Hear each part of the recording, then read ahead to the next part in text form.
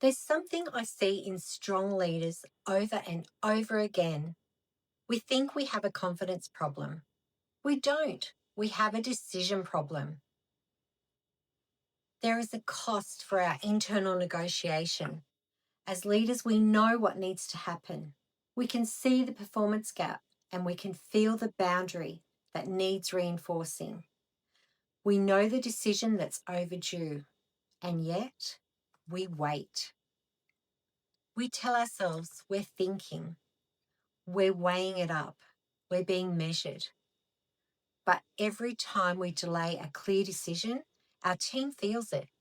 Hesitation leaks. Ambiguity is contagious.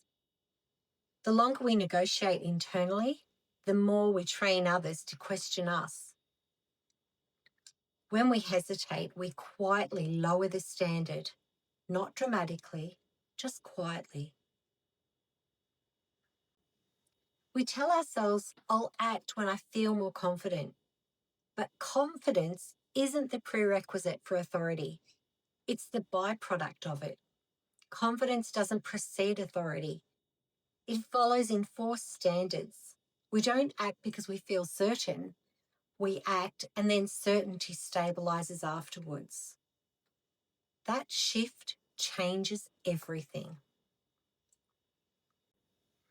When we hesitate, it's rarely because we're unclear. It's usually because we're protecting something. Likability, harmony, our image, the illusion of being easy to work with. The real question isn't, what should we do? It is, what are we protecting that's costing us our authority? That one's uncomfortable, but it's honest. We succumb to the illusion of being thoughtful. Sometimes we disguise hesitation as sophistication. I'm gathering more data. I want to reflect. I'm being strategic. And sometimes that's true, but often it's just avoidance dressed up as maturity. Discernment is strategic. Delay is emotional. There's a difference. We know it when we're honest. Authority doesn't collapse in dramatic moments. It drifts. We let one behaviour slide, we soften one boundary, we postpone one correction. 3 months later, we feel resentful. That resentment doesn't start with the team. It started with one unmade decision. Drift is really subtle, but it compounds. There's always a gap between the leader we describe ourselves as and the leader our calendar reveals.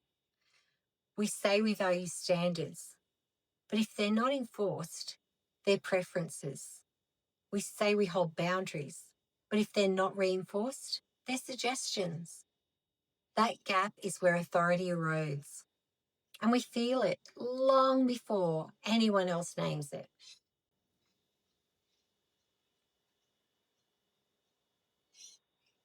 Here's the emotional truth.